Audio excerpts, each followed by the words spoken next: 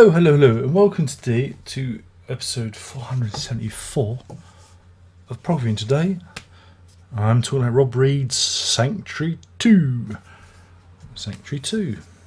Or Robert Reid. Rob Reid, that's very bit chummy, isn't it? Bit chummy. It's Robert Reid, not Rob Reid. Now, I don't know if you remember this one. Do you remember this one? I did this one it must be 2 years ago now. A refresher. It's a kind of a Mike Oldfield tribute. Let's be honest, this is a tribute. Rob Reid plays all the instruments, and he says, including tubular bells, and it's I'm going to say it's an out-and-out tribute to Mike Oldfield. It's a pastiche in the oeuvre of the Oldfield, and this follows up much of the same. Now, I must reveal that when I did that review of the first album, Mr. Robert Reid did indeed contact me, and he thanked me. I think he didn't threaten me with violence or ban me from any of his concerts or call me names. So that's one of the few people I've reviewed who's been polite to me. So it was. So I'm just declaring that because I don't think I've gone soft. Just because the guy emailed me. Don't you think that I've lost me edge? Because I haven't.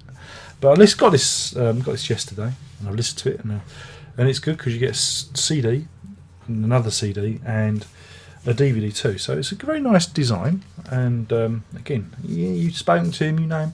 Look, I thought it was I thought that was a nice bit of packaging. That I like that. I thought it was very colourful. So there you go. Get a look at the packaging as well. So yeah, it's more of the same. It's more Robert Reid doing Mike Oldfield. Why did you buy it again? The first one left you so confused, Darren. I thought, well, I enjoyed his Willow Song EP, kind of, because again, he's a very clever guy. He's very, very talented with the old instruments. His old Mr. Robert Reid. So I thought, I'll give it another go. See if I understand it a bit better. And it helps. It helps at one if you're a fan of Mike Oldfield, and two, you can kind of take that cynical part of your brain off. Turn it off and listen to it, because again, it is more of the same. It is more of him doing the Oldfield. It kind of starts off in a kind of an Amadorny type of way, but this time around, you hear more influences from like later albums, from Platinum, QE2. Down that end of the Oldfield spectrum, as well as those the Omadorns and that side of stuff, and I actually quite enjoyed it.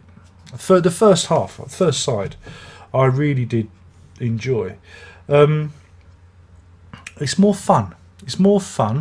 And the problem with the other one is it sounded like bits that were just stuck together at random, and it was more spot the bit. Whereas the first section of this Sanctuary Part 2, this is going to go well.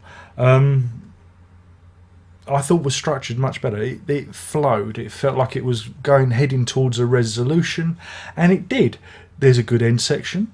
The end section, because again, he's a very good mimic. The guitar, he does the electric guitar squeals, very, very good. He's very reminiscent of Mr. Oldfield. But I will admit that the last end section of Part 1 of Sanctuary 2 made the hairs go up on the back of my neck. Or it might have been that I had the window open and there was a breeze coming. I can't be sure. I can't be sure exactly what happened, but I did get carried away with it. It did draw me in. It drew me in, and I really liked the first side, first section, first part. I really liked, and again I listened to this in the surround sound as well, and it's good fun. It's good fun in the surround sound. And then we come to the Part 2. Now Part 2 kind of fell into the same trap as his first album. Some of the because what I liked about the first part is there are themes, and there are themes that resolve themselves, and there is a sense of tension, tension and release, and it kind of worked. It just felt And the second side, again, this is what happens. It's what happens sometimes with second sides, even Mike Oldfield's work. Some of that momentum is lost. I mean, I'm thinking of the original Tubular Bells. I think the second side is very pretty, but it doesn't have the same oomph as that amazing first side. And again, it's the same with this. The second side kind of felt a bit glued together, felt a bit, and didn't have the same pacing as the first part. Am I making any sense? I don't know. I feel that I'm talking about something nebulous that I can't quite put my fingers on. It's like that. And they are like night and day. Like I said, the first side I was really into. Second side, I don't know. It just didn't grab me the same way. And even the ending, I mean, I don't know if I nodded off or I just lost focus, but the ending just kind of faded away. It just kind of ebbed away rather than it resolved. Again, it's that thing of building to a climax. Ooh, misses. Because remember, all rock and roll is about fucking. My English teacher told me that. She did. She looked into my eyes when I was doing my A-level in English. And she said to me, because I was doing a thing I was writing about rock and roll. I was writing about the progressive rock. She said, you do know, Darren, rock music's all about fucking.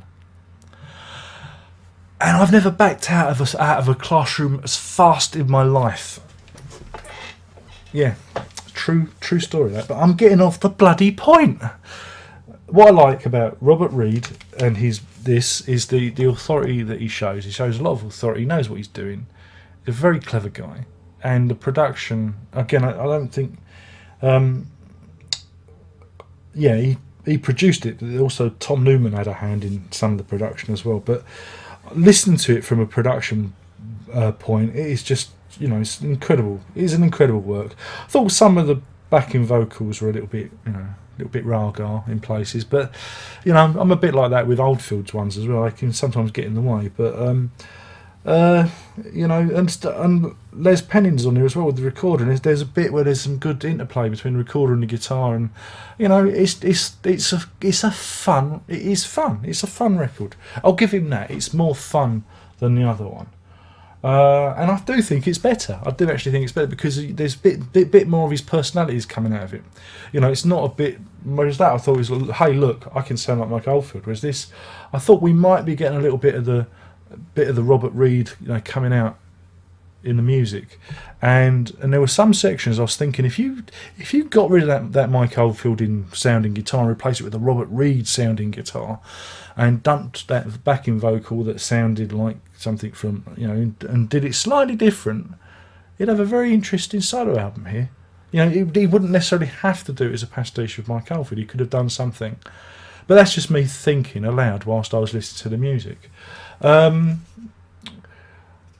So I do prefer it. I can't remember what review I gave the other one, but I do prefer this over that one. It made me smile. There are some bits that made me outright laugh, but I'm not going to give it away because it's you should listen to it, and there are some amusing. There's like musical jokes in it, not funny jokes, but things that amused me. I've just noticed the time, and I've got to wind this up. I recommend this. I think you should actually give this a listen. I think if you didn't pick up the first one, this one I thought was much more interesting to listen to, and you get a second CD of various offcuts as well. So I think it's $12.99 directly from the man himself. So I've heard a lot of pastiches of bands in my time. God, who remembers that bloody awful, dare I say his name, that one that Nad Sylvan was involved with, that did the Genesis kind of knockoffs. They were appalling. Whereas this pastiche is worth your time because this is a guy that can really play. And it's a shame that he's doing this. I'd like to hear a Robert Reed album now, please. Not like an instrumental Robert Reed album, because he's got the chops and he's a very clever guy. He's very clever. And that's not me blowing smoke up his ass because he emailed me. I think I said it in the other one. I think I think the guy's got, to make it sound like the way it does. It's just again, this is somebody who listens to things. I mean, I make my own stuff and I try and make things sound a certain way. This guy's got a good set of ears. I'd like to hear him do remix. You know, forget your Stephen Wilson.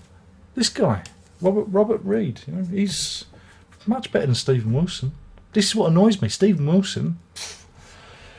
It's what people should be listening to. Oh God. But anyway, yeah. So in terms of rating, I'm going to give this.